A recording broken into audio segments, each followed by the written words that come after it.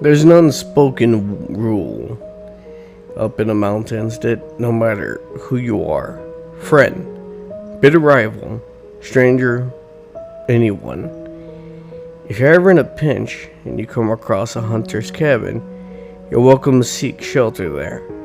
Maybe it's an unspoken rule or common courtesy, but the whole thing is do unto others. Or maybe it's unspoken because there's hardly anyone to speak to. In the winter months especially, you'd be hard pressed to see another soul for weeks, sometimes months even. But that's the rule. You need it, you use it. No judgment, no questions.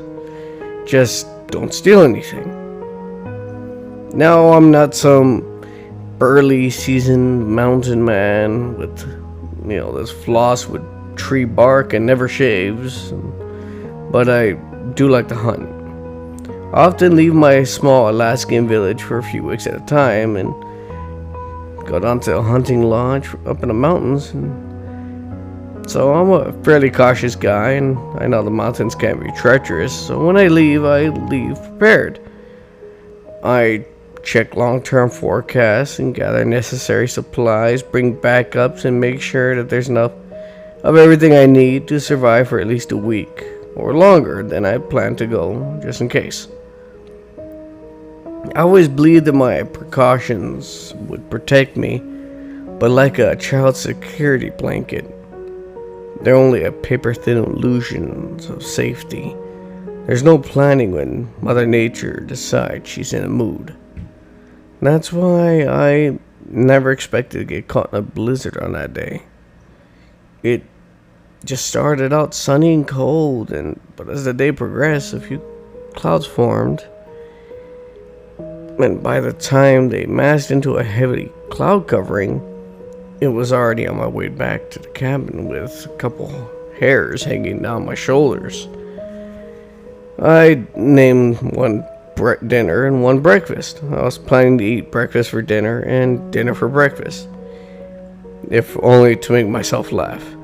That's the little things that keeps a solitude from turning into pure loneliness. The snowfall seemed to just come out of nowhere, like someone had knocked in an awning shut and all the snow collected on top had fallen all at once.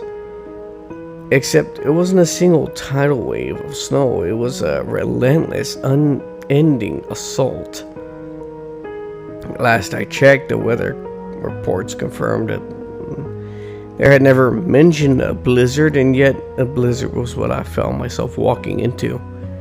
It got dark very fast, and I kicked myself for leaving my flashlight back in my lodge. I didn't plan on coming home long before midnight, so I thought I didn't need it. I had been sorely mistaken, though. Snow prickled painfully and darted into my eyes.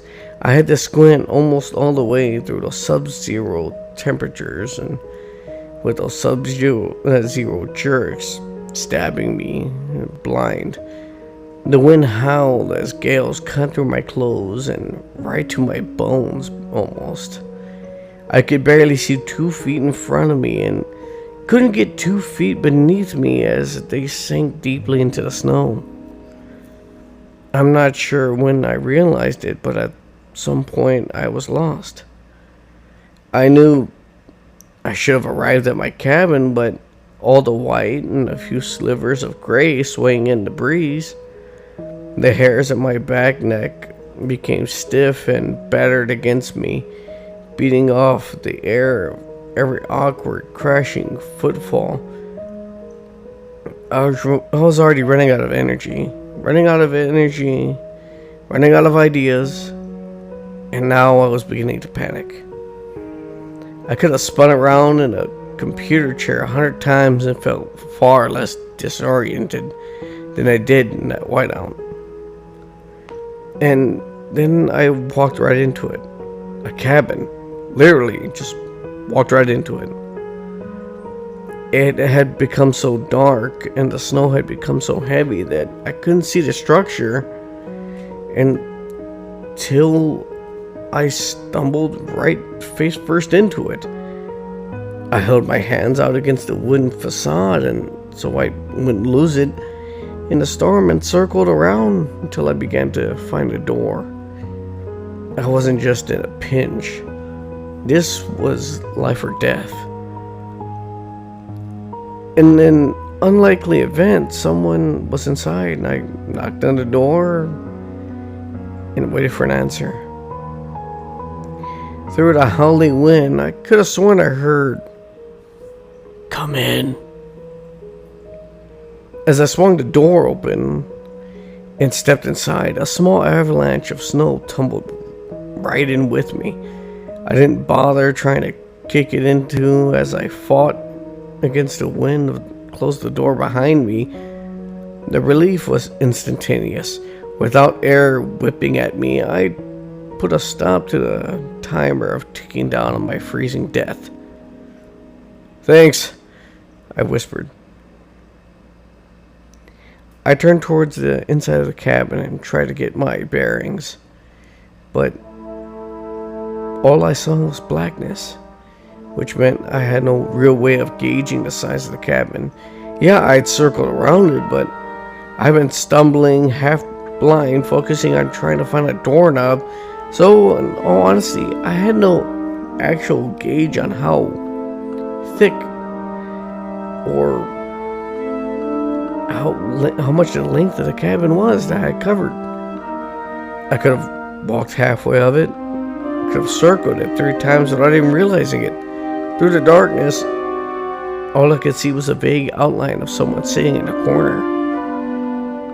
"You're a real lifesaver," I said. He never answered. I pawed around for a lighter and a lantern, a matchbook, anything that could emit light, but all my fingertips were touching were just chains and barrels of hunting rifles. I quickly stopped poking around when I felt a bear trap. Wouldn't want to get that on my arm and one of those, and it would be safer just to sit still and wait for daybreak.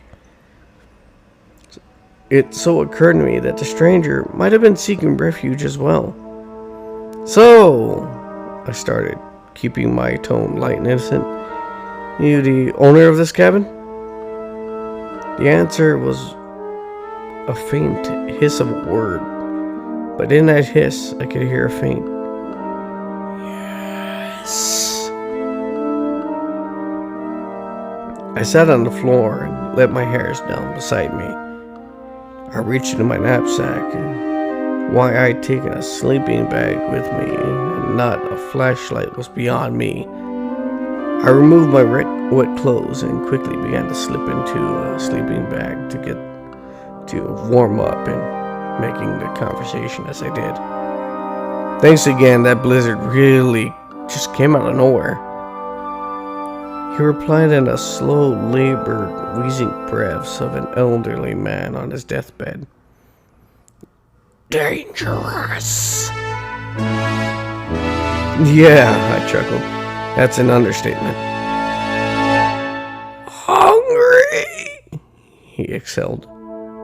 "You got a fireplace? I got a couple of hares. I'll cook them up, and it's the least I can do," I offered. His reply was drawn out like a wolf howling, but without a majestic hum. "No." Okay. As soon as the blizzard died down, I'll go get some wood and make us some fire. Can you wait then?" His silhouette slightly shifted. There was a rattle of chains. "No." Again, the O stretched out in a long, bloated groan. "No. No. No. Yes."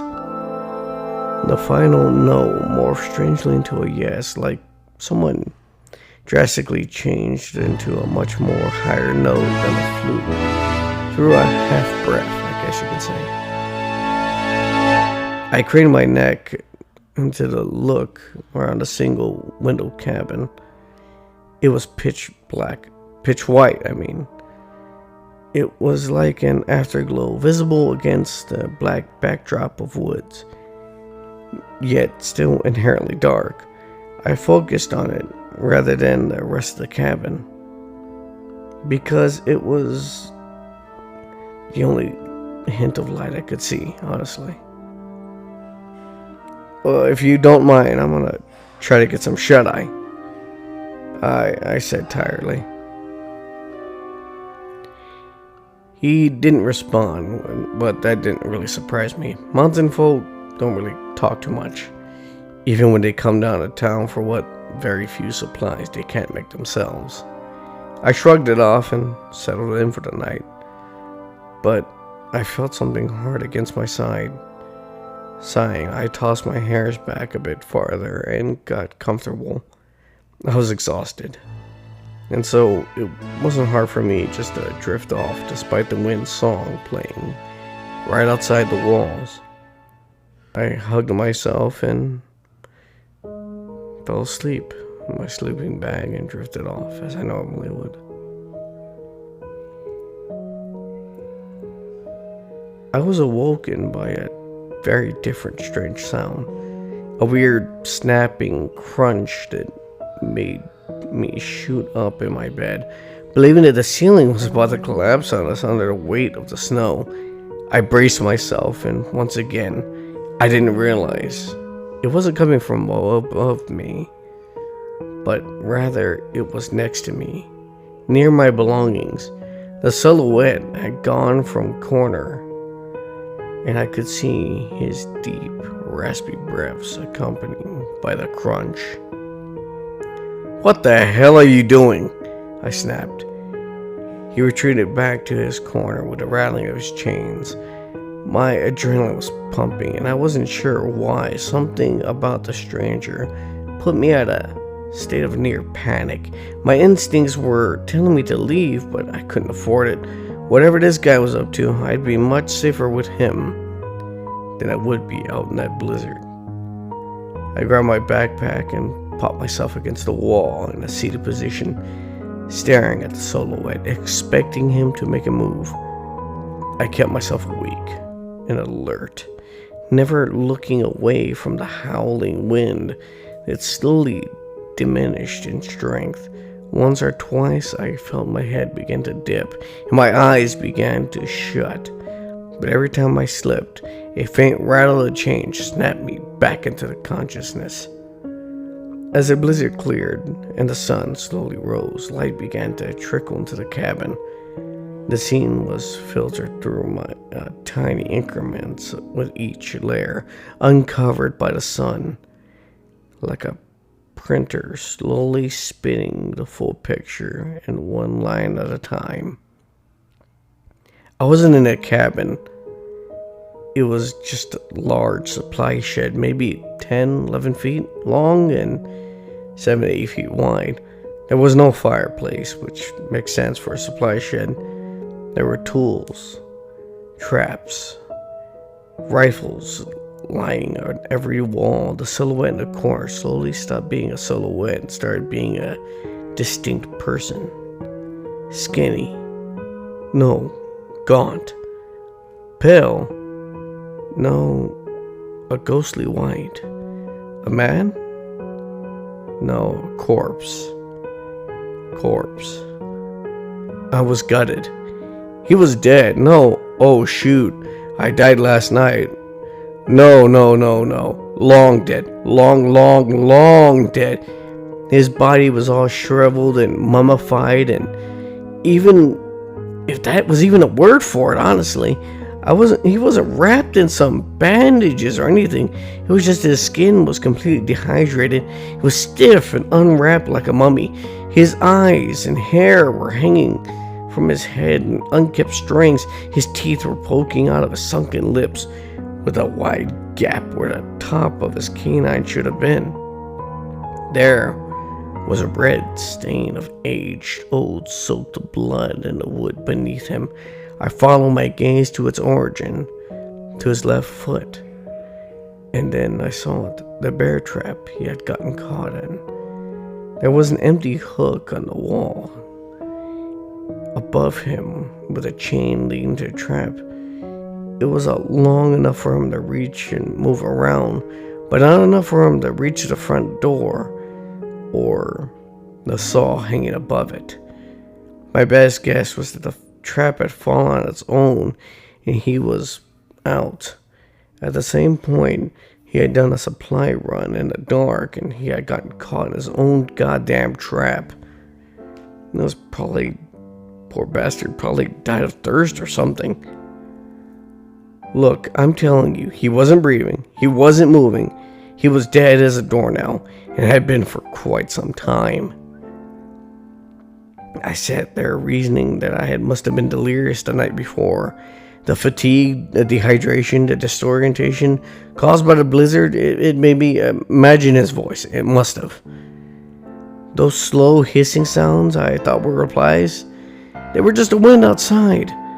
I'd interpret them wrong because the loneliness had finally gotten to me, I'm guessing. The elements had conspired against me to create a living person out of someone who definitely wasn't alive anymore. It was a good logical explanation, and that is what I wish I could say was true. Except I'm not the one who bit off the head off breakfast.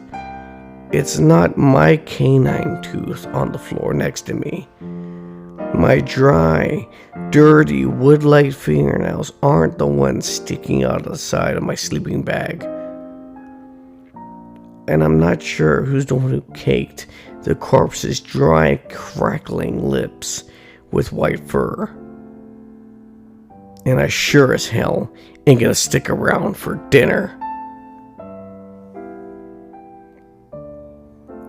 Well, if y'all guys like the story, leave it a like, subscribe, share it around. Every little bit helps the channel. And I hope y'all guys enjoyed it. I really do.